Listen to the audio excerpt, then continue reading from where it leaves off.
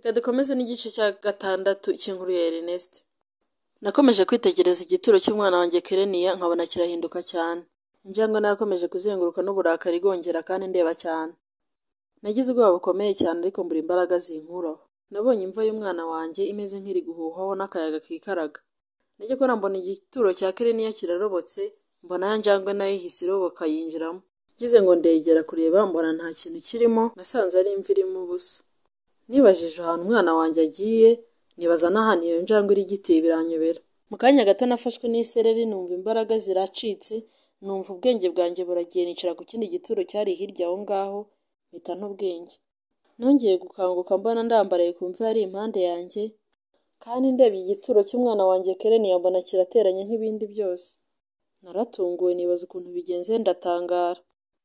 Imva y'umwana wanjye yari imeze neza kandi iteranye. Nahise mpaguruka ndatambuka ngo nsohoke mu irimbi, ubwo nagira ngo ntahe, hari hamaze kuba saa moya n'igice z'umugoroba. Ubwo nagendaga nsimbagurika mu irimbi, hari imisaraba yari ihari, nagendaga nyikikira kugira ngo itankomeretsa. Nabonaga ndi mu isi ntasobanukiwe, nkajya ngira ngo ndi mu nzozi. Ubwo nageze mu rugo ndaryama ariko mbura ibitotsi. Wa mugore wanjyanye ikuzimu yambwiye ko ntegereje Kimironko hafi y'isoko. Ubwo nahise mbyuka byihuse njya kumureba. Narahageze mbamubonye imodoka yiwe aho ihagaze, akingura urugi ndinjira arongera arakinga. Twamaze umwanya utari muto turi kuganira, akomeza kumpa amabwiriza y'uburyo ngomba kwitangira uyu murimo kandi ko ngomba kugira ubushishozi mu byo nkora byose. Yamereje envelope yari afite, arambwira ati uyu muryango winjiyemo ugomba kubaha kandi ukubaha n'abawugize. Izi ni miliyoni 3 nguhaye kandi ntabwo zivuye mu mufuka wanjye. Ariko genda utangire ubucuruzi, ibindi uzabimenya nyuma. Wowe upfa kubaha amategeko wahawe yose kandi tukanitangira uyu murimo.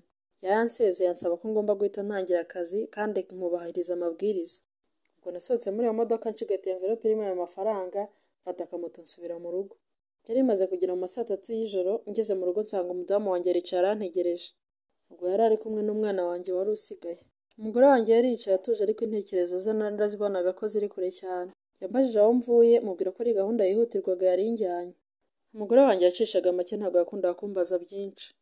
Ninjiye mu cyumba mfungura envelope nari nahawe, nsanga amafaranga atari make rwose. Narebye ubwinshi bw'ayo mafaranga mpita nizera ko umubare bambwiye wuzuye. Siniriwe nyabara.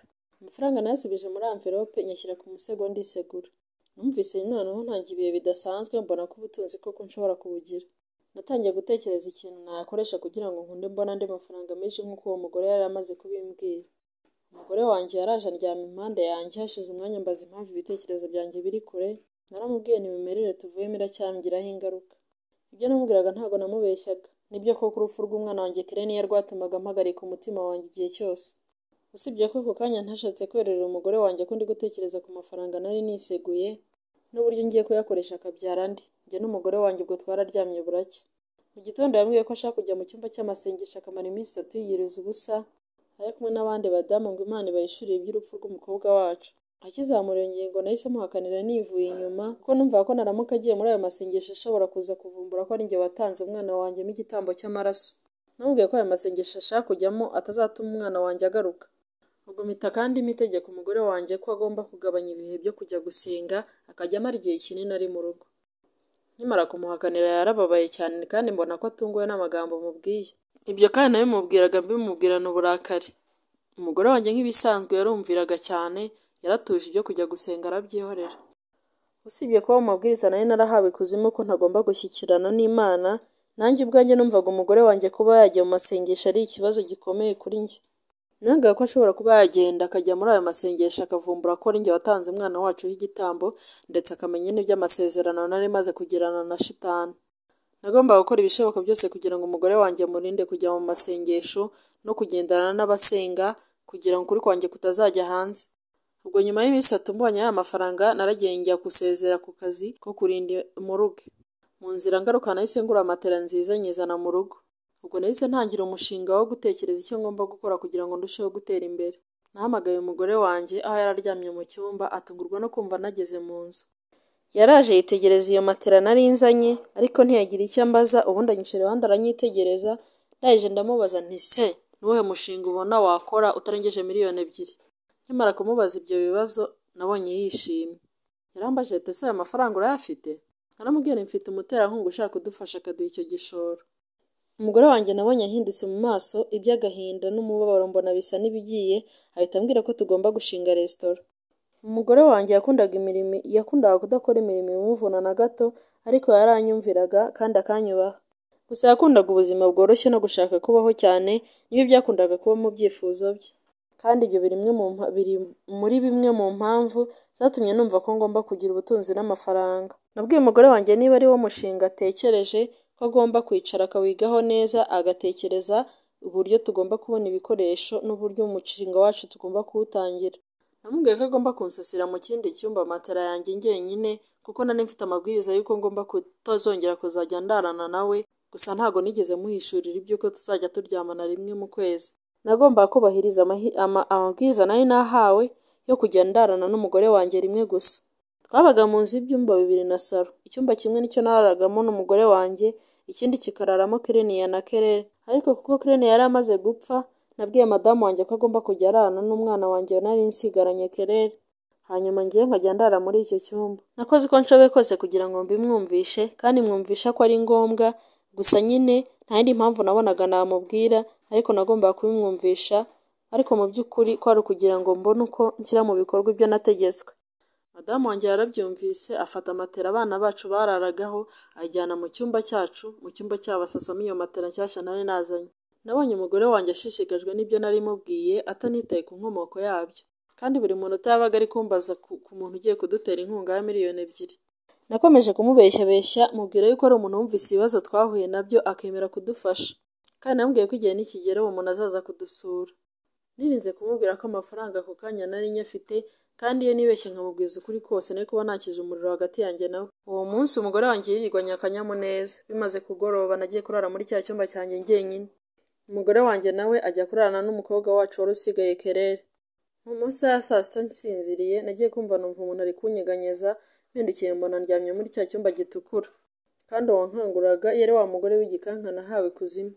Uwo niwe mugore nagombaga kujya ndarana nawe buri munsi. Nibonye ninjira mu mukino w'urukundo n'uwo mudayimoni, ndetse nkumva biraryoshye cyane. Twamaranye umwanya utari muto, hanyuma nongera kugaruka mu isi y'abazima mu gitondo. Kandi numvaga ananiwe cyane bikabije. Narabyutse mu gitondo madamu wanjye nsanga yantegura icyayi n'umugati, ubwo yahise ambwira ko agiye Kimironko gushakisha inzu tuzakoreramo resitora.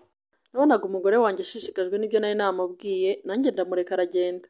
Njyewe niriwe mu rugo ntuje, nkomeza ntekereza ahazaza hanjye, nkomeza no kwitekerezaho. Mu ma saa 9 madamu wanjye yaraje, mbona aje afite ibyishimo mu maso. Yambwiye ko Kimironko yahabuze inzu, ariko ngo yabonye ahandi hantu heza hashyushye twajya dukorera umushinga wacu, ngo mu gace k'Inyamirambo. Yambwiye ko ari ahantu heza cyane, ari urujya n'uruza rw'abantu ari n'ingeri zitandukanye. Kandi yambwiye ko ari ahantu hadahenze cyane ugereranyije n'ibindi biciro by'andi mazu. Yaje kandi yamaze gukora urutonde rw'ibikoresho tuzakenera, yewe n'umubare w'abakozi tuzakoresha, ndetse n'amafaranga tuzajya tubahemba kugira ngo bitungane neza. Naratunguye cyane, mbona ko umugore wanjye afite inyota yo gushaka ifaranga. Numvise ko byanze bikunze niba uko ariko havuga ariko hameze nta kabuza ifaranga rizaboneka. Kandi nari naniringiye ubutware bw'ikuzimu ko bugomba kunshyigikira. Ubwo madamu wanjye namwemereye ko ku munsi ukurikiyeho tuzajya gusura aho hantu nanjye nkahareba, mbona arishimye cyane. Ubwo naramubwiye ngo ajye mu cyumba ajye kuryama, nanjye nkajya kuryama mu cyumba cyanjye. Nabonye atari kwita cyane ku kibazo cy'uko ndi kwirarana mu cyumba. Cyangwa se yenda aranabitekerezaga ntashake kubimbazaho. Gusa nari namuhaye amabwiriza y'uko agomba kurarana n'umwana wanjye nari nsigaranye. Ubwo twararyanye bigeze mu gicuku, nk'ibisanzwe wa mudayimoni nahawe w'igikanka cy'amagufwa, twarararanye nk'uko bisanzwe. Uzajya ubona abantu bagenda ntukibwire ko batekereza nk'uko utekereza, cyangwa se babayeho nk'uko ubayeho, cyangwa se uko ubona ibintu ariko nabo babibona. Iyi si yuzuyemo amabanga menshi y'ibibera mu bwihisho. Hari abarara mu marimbi bambaye ubusa, hari abarana n'inzoka mu byumba byabo, hari abagera nijoro bakihindura imbwa, uducurama na za nyirahuku, ariko nanone hari n'abandi barara mu byumba byabo basenga Imana yo mu ijuru, ikabahishurira iby'isi tubamo yuzuyemo ubuhendanyi bwinshi. Njye n'umugore wanjye twazindutse dufatanya agatoki ku kandi, duhagarara ku muhanda dutegereje imodoka itujyana Nyarugenge, kugira ngo tujye gutembera i Nyamirambo ndebe neza aho hantu tugiye gukorera umushinga wacu wa resitora. Uwo ari kumbonana n'umugore wanjye yari kubona ko tuziranye bihagije, nyamara ntago yari kumenya yuko roho yanjye yibereye mu butware bwa Satani. Kandi umugore wanjye ntago wari kumwumvisha uburyo cy'umugabo we njyewe nakoreye imigenzo ya gishetani mu irimbi, nta nubwo ari kwizera ko ibyo tugiyemo ari umusaruro wo gutanga umwana wacu watanzwemo igitambo cy'amaraso. Abantu babona byinshi kandi babitse byinshi mu mitima yabo. Ubwo twageze i Nyamirambo mbasha kubona ya nzu tugiye kuzakoresha kugira ngo dufungure resitora. Iyo nzu nanjye narayibonye numva ndayikunze cyane, ndetse mvugana na nyir'ubwite ku kibazo cy'ikode nanahava nishyuye. Umugore wanjye yaratunguwe no kubona mise nishyura iyo nzu, ndetse arebye n'andi mafaranga nsigaranye yaratangaye cyane. Uwo munsi nibwo twagarukanye mu mujyi rwagati tukagura ibikoresho by'ibanze, hanyuma ibijyanye n'ibikoresho bihenze nk'intebe na firigo twabihariye undi munsi. Tugeze mu rugo nahamagaye wa mudamu wanjyanye kuzimu ngo mugishe inama ku bigendanye n'iyo nzira. Namubwiye umushinga nahisemo uwo ari wo, ndetse mubwira n'aho ngeze nitegura. Yaranshimiye ambwira ko icyari gikenewe ari ugutangira akantu gato ubundi amafaranga akizana. Namweretse impungenge z'amafaranga yampaye, ariko anyibutsa yuko amafaranga atavuye mu mufuka we, bityo ko ibyo kuyishyura nta birimo. Nabanje kubanza gushidikanya, ariko nza kuza gusobanukirwa uko bigenda nyuma. Ikintu uwo mugore yanyibukije ko ubwo niyemeje gukora resitora, ko amazi nzajya nkoresha noza amasahani, cyangwa se amazi tuzadukoresha dutekesha no gukora ibyayi n'ibindi byose bya activite z'aho ngaho muri iyo resitora, ko ngomba kuzajya mbanza ngashyiramo ibitonyanga by'amazi yogeshejwe imirambo, cyane cyane imirambo y'impinja z'abana bato. Yambwiye ko saa 3 z'ijoro ngomba gukora uko nshoboye kose nkamugeraho, ko hari undi mugenzi turi buze gukora, kandi ko ngomba gushaka akamanyu k'umusaraba wo ku giti nkaza nkitwaje. Yambwiye n'andi mabwiriza y'umuhango wundi ngomba gukorera muri iyo nzu tugiye gukoreramo mbere yo kuyikoreramo. Ubwo mu saa 2 z'ijoro ninjiye muri rya rimbi ry'i Remera, negera imva y'umuntu ntazi. Nagiye nitwaje icyuma, negera icyo gituro cyari kiriho umusaraba w'igiti kugira ngo nkureho akamanyu yari yambwiye. Gusa uwo mwanya nibwo nabonye ko hari ibituro mu marimbi biba birinzwe n'imbaraga zo mu ijuru, kuko icyo gihe nahise mpabonera igitangaza gikomeye cyane. Naratambutse negera icyo gituro mfite ako gahoro kugira ngo nkureho akamanyu k'umusaraba. Aho niho koko naboneye ko hari ibituro birinzwe n'imbaraga zo mu ijuru. Icyo gituro nari ndi kwegera nabonaga kimaze igihe, nabonaga gishaje. Uwo musaraba wari uriho nabonaga ugishinze neza, koko wari ushinze muri bloke sima y'icyo gituro. Uko nakomezaga kwegera iyo mva nabona igitangaza gikomeye cyane. Ubwo hari agatoroshi nari kugenda murikisha njya ko nambona karazimye. Nahise nkubitwa n'umucyo mu maso yanjye. Nabonye umuntu ahagaze imbere yanjye, ahagaze ku gituro, ariko sinabasha kubona ibirenge bye. Nabonaga yambaye ikanzu yera cyane, ariko byagera ku birenge nkabona bisa nk'aho biri kure umwotsi, ku buryo ibirenge bye bitagaragaraga. Numvise mu irimbi ryose hacitse igikuba, ndetse numvise hari abantu barimo bomongana basa nk'abahunga, bameze nk'abari mu gihogere cy'igisare kinini. Nanjye niyumvise meze nk'uri gusubira inyuma, kandi inyuma yanjye numva hari uri kunkurura ukuboko ngo duhunge, kandi ntabwo nabashije kumumenya. Numvise abahunga mu irimbi bagenda bavuga ko bari gushya. Wenda wowe ushobora kubyumva nk'umugani, ariko icyo gitangaza gisobanuye byinshi mu mateka y'ubuzima bwanjye. Igitangaza cyarabaye icyo gihe, nibwo naje kuza kubisobanukirwa nyuma yuko abadayimoni n'abakonikoni n'abarozi muri ayo masaha aribo baba bari mu marimbi, burya ko hari ibituro by'abantu batabajya bapfa kwegera, kuko ibyo bituro biba bifite ubudahangarwa. Igihe umuntu runaka ashatse kugira imigenzo akora kuri icyo gituro igendanye n'ikuzimu, marayika aza nk'umurabyo, ubundi akaza akarinda icyo gituro, kugira ngo icyo gituro kitanduzwa kandi ukiryamyemo aba ari uwera w'Imana. Kandi umukiranutsi iyo apfuye, umurambo we uba uri isugi ku buryo uba utarandujwe na dayimoni. Urugero, niba umuntu upfiriye umwami Yesu, ntabwo abadayimoni bashobora kwegera umurambo we, kuko iyo akimara gupfa abamarayika baba bahageze kare bakagota umurambo we. No mu gihe cyo gushyingura kandi hari iminsi bamara barinze icyo gituro ku buryo nta mudayimoni wahegera, kugira ngo dayimoni w'urupfu atohereza imbaraga ze kuza gutwara amaraso ye. Muri iyi nzira kandi nasobanuye ko igihe cyose umukristo ari mu Mana, ko aba afite marayika umugendaho aho yaba ari hose ku isi. Kandi umumarayika arekera ubwigenge bwose umukristo ku isi cyangwa se umuntu, kandi Satani aranamwegera uko abishaka. Aramwegera akamugerageza. Inshingano z'uwo mumarayika ziba ari ukurinda uwo muntu kugira ngo Satani adatwara ubugingo bwe uko bishatse. Kuko mu nama z'ikuzimu ikintu bashyira imbere no kugusha umukristo wese, uwo byanze bamugabaho ibitero bigamije kumwambura ubuzima, kugira ngo adakomeza kujyana benshi abajyana ku Mana. Guhora mwiyeza nibyo bibahereza ubushobozi n'ububasha bwo kugira ngo mubashe kunesha abo badayimoni mwinjire mu bwami bw'ijuru. Ariko amahirwe yo kwicwa n'abadayimoni hano ku isi aba ari menshi, kuko baba baramenyereye kubagusha mu byaha, bagahitamo gushaka uburyo babagusha mutaratwara benshi. Kandi ubundi uburyo bworohera abadayimoni ni ukubakoresha impanuka mutarakizwa. Igihe ugifite inshingano Imana ishaka ko wuzuza, marayika aba akurinda aho uri hose. Ibyo ni ukugira ngo dayimoni w'urupfu atakwica. Iyo wamaze kuzuza inshingano z'umurimo wawe, Imana ikaba igukeneye ngo witahire, marayika aba ashoje gahunda yari agufitiye, ariko imbaraga z'umwuka wera w'Imana zigumana nawe kandi zikaguhatira kwihana buri munota. Iki gihe urupfu rwawe ruba rwageze, kuko dayimoni ashaka ko aguteza uburwayi, impanuka se cyangwa n'ikindi cyatuma upfa. Aba ari guhangana no kunesha umubiri wawe kuko roho yiba yaramunaniye. Muri iyo minsi kandi umukristo aba yumva ko urupfu rwe rwegereje, kandi aba yiyumva neza ko ari Imana yamuretse ngo yitahire, kuko gahunda ye yo ku isi iba yarangiye. Dayimoni w'urupfu aba ari kurwana urugamba rwo kwirwanaho, kuko umuntu atabasha kugusha aba yumva yamwica, kugira ngo atakomeza kuyobora benshi mu nzira z'agakiza. Nyuma y'urupfu rwawe, ingabo zo mu ijuru zikomeza kukurinda kugira ngo abadayimoni badakora ku mubiri wawe, kandi nubwo waba wakoze impanuka, amaraso yawe mu muhanda aba afite agaciro gakomeye cyane, aba arinzwe bihambaye. Nakomeje kugenda nsubira inyuma mu irimbi ry'i Remera, kandi nkumva bari gukomeza kugenda bankurura ngo duhunge, numva ufite n'ubwoba bwinshi cyane. Icyokere numvise kindenze umubiri wose, kandi nkumva ndimo ndashya cyane. Numvaga icyo nshoboye ari ukuba nakizwa n'amaguru, kuko numvaga ntakwiriye kuba ndaho hantu.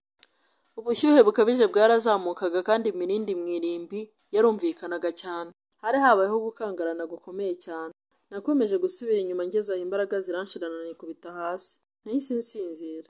Imbeho ya saa 9 za mu gitondo niyo yankanguye, mbona ndyamye hagati y'imva ebyiri. Nabanje gushidikanya no kugerageza kwibuka ibyambayeho. Naregutse nsanga mfite ibikomere umubiri wose, ndetse mbona n'imyenda yanjye yatose kubera urume rwa mu gitondo. Natekereje umwanya, numva ubwoba buranyishe. Ubwo nari maze kwibuka uko byose byatangiye n'uko byarangiye. Narasohotse gake gake mu irimbi, ngeze hanze yaryo ngenda nerekeza iwanjye. Nagezeyo nsanga madamu araryamye. Nasanze kumukomangira cyaba ari ikibazo gikomeye. Nahisemo kwiyicarira impande y'umuryango, ndatuza, nkomeza kwitekerezaho cyane, nitekerezaho ku bintu ndimo. Saa 10 za mu gitondo abantu bari batangiye kugenda mu muhanda. Saa 11 za mu gitondo abantu bari batangiye kugenda. Ubwo navuye aho ngaho ngo madamu atabyuka akahansanga, ngenda ntembera mu gisimenti kugira ngo ndebe ko nahura na wa mudamu nkamubwira ibyambayeho. Harabibwira ko tuba turi twenyine mu nzira, ariko buryo iyo turi mu nzira tuba tuzengurutswe n'abamarayika ndetse n'abadayimoni. Ariko ababa bahanzwe ijisho kurusha abandi ni ababa baramaze kumenya inzira y'Imana. Imbaraga z'ikuzimu ntabwo zijya zihangayikishwa nabo kamwe n'ibyaha. Iyo umunyabyaha ari mu nzira ari kugenda, ziba ari inshingano z'abakristo kumuzana mu gakiza. Iyo umunyabyaha akijijwe nawe ahita yinjira mu ntambara n'abadayimoni, kuko bahita batangira gushaka ibishoboka byose kugira ngo bamugushe. Aho niho uba uzengurutswe n'imbaraga z'ikuzimu ndetse n'iz'ijuru, zose ziri kukurwanira. Hari ababa bari mu byaha bikomeye cyane, ariko ijuru riba riri kubacunga cyane kubera n'umugambi Imana iba ifiteho, nk'uko yawugize kuri Pawulo watotezaga. Mu gutambika gisimenti nakomeje kwitegereza ukuntu abantu bari gutambuka, nari nicaye ndi kuruhuka. Narimo nitegereza uburyo ari urujya n'uruza rw'abantu barimo bajya mu kazi kabo nk'uko babisanzwe mu gitondo. Nabonye saa 2 zigeze, mpamagara wa mudamu kuri telefone. Yambaje aho ndi, ndamubwira, nambwira ko ari ku Gishushu. Yambwiye ko ari bungeraho mu kanya gato. Yampaye iminota 20 ko abangezeho, nanjye ndakomeza ndamutegereza. Mu minota mike cyane yarangezeho, kandi yaje noneho ari mu yindi modoka nshyashya atari yindi yari asanzwe atwara. Uwo mudamu yari afite amafaranga menshi, ariko nk'ibisanzwe si uko batunze byinshi, ariko baba bakora cyane. Nubwo baba baraciye muri izo nzira nk'izo natwe twaciyemo. Ubundi buri nsinzi iba ifite igitambo cyayo. Twarahuye, ambonye uko meze, mbona ko abitekerejeho cyane, gusa nta kintu yambajije. Twicaye mu kabari kari hafi aho, dutumiza inzoga z'amarikeri dutangira gusangira. Yaranyitegereje arambaza ati ko nabonye wakomeretse byagenze bite? Nasubije umutima wanjye ntangira kumuganyira, amubwira ibyambayeho byose. Mubwira ukuntu byagenze ubwo ninjiraga mu irimbi nimugoroba ngiye kuraba akamanyu k'umusaraba yari yantumye. Namubwiye akantu ku kandi, nuko arambwira ati ibyo ngibyo ugomba kubifata nk'ibisanzwe, kandi ukajya ubyakira kuko ni kenshi uzajya uhura nabyo. Yaba abo hejuru yaba abo hasi bose barakora. Niba byagenze gutyo, ugomba usubireyo ushaka ikindi gituro wifashisha kugira ngo ubone ako kamanyu k'umusaraba. Icyo ngicyo kireke, kandi ujye ukigendera kure. Ntugire ubwoba uze gusubirayo. Yambwiye gutyo, ariko nawe nabonaga ameze nk'utabyiyumvisha. Namubajije ibyamigenzo yari yambwiye ngomba gukorera mu nzu nzakoreramo i Nyamirambo. Yambwiye yuko igihe kitaragera, ahubwo ambwira ko ikihutirwa ari ukuzana agasate k'umusaraba vuba. Yamaze akanya acecetse, arangije arambwira ati ukwiye kumenya ko iminsi nihaye yo kugufasha iri kurangira. Ndashaka yuko ukoresha imbaraga zawe zose, ibintu byose bikajya ku murongo. Nkagusiga uhagaze neza, nawe ugasigara ushaka abanyamuryango bashya. kandi ibyo nibyo bizazamura imbaraga zawe haba mu buryo bw'ubutunzi n'amafaranga no mu bundi buryo bwo guhabwa izindi mbaraga zidasanzwe. Umugore twasangiye umwanya muto ubundi aragenda. Nasubiye mu rugo nsanga madamu wanjye yahangayitse kuko ntiyari azi iyo naraye. Naramusuhuje ninjira mu cyumba mpindura imyenda nditegura neza, musanze muri salo ngarutse ambwira yuko tugomba kujya i Nyamirambo tugakomeza gahunda kuko twari dukeneye kugura ibindi bikoresho tutaragura byo kugira ngo resitora yacu itangire. Umugore wanjye nabonaga ashishikajwe cyane no gukora bizinesi, nanjye narabimwemereye cyane ko wa mugore yari amaze kumbwira yuko iminsi yo kumfasha igiye kurangira, nagombaga gukora uko nshoboye kose kugira ngo nsige hari uko mpagaze. Njye n'umugore wanjye twerekeje i Nyamirambo, kandi nubwo umugore wanjye yari atwite inda itari nkuru, nabonaga afite imbaraga kundusha mu kwiruka muri izi gahunda. Ubwo twegeranyije ibikoresho turabyegeranya byose, mu masaha ya saa 10 byari birangiye. Ubwo nahise njya kureba wa mugabo twakoranaga mu kurinda imirambo, nari ngiye kumureba kugira ngo anyihere ku mazi yogeshejwe imirambo. Ubwo narahageze turahoberana nk'abantu twari dukumburanye, ambaza impamvu nasezeye ku kazi, namubwiye ko nahumutse nkamenya ikirombe cya zahabu narindaga. Yarasetse mbona ntashatse kumbaza byinshi. Naramubwiye nti ndashaka ko nkorera gahunda, hari umuntu uyikeneye byihutirwa. Ibyo namubwiraga yarabyumvaga ko yari imvugo imenyerewe, nuko ambaza ayo ntanga. Nakuyemo 20,000 ndamuhereza, namubwira nti nk'umuntu wanjye undebere, ejo nzaguha andi nkayo kandi undebere aya karite. Aya karite navugaga yari amazi yogeshejwe umurambo w'uruhinja. Nabonye abyumva neza, nanjye ndamusezerana ndagenda ndataha. Numva ko isaha yanjye igeze kugira ngo ntangire kuryoherwa n'ubutunzi nashakaga. Iyo menye ibintegereje mba narasize byose, nkibera umukene mutinda ariko nkaba undi Imana yishimira. Uko byakurikiye tuzabikurikira mu gice cya 7 cy'inkuru ya Ernest. Ukore subscribe niba uri mushyashya hano, nakajamo k'umukara kanditse mu cyongereza cyangwa se abone mu gifaransa, kandi kuzogera biri ku ruhande kugira ngo ujye uri update igihe cyose na uploadinze video nshyashya. Rikatinesi nk'ibisanzwe dusubire mu gice cya 7 cy'iyi nkuru. See you guys.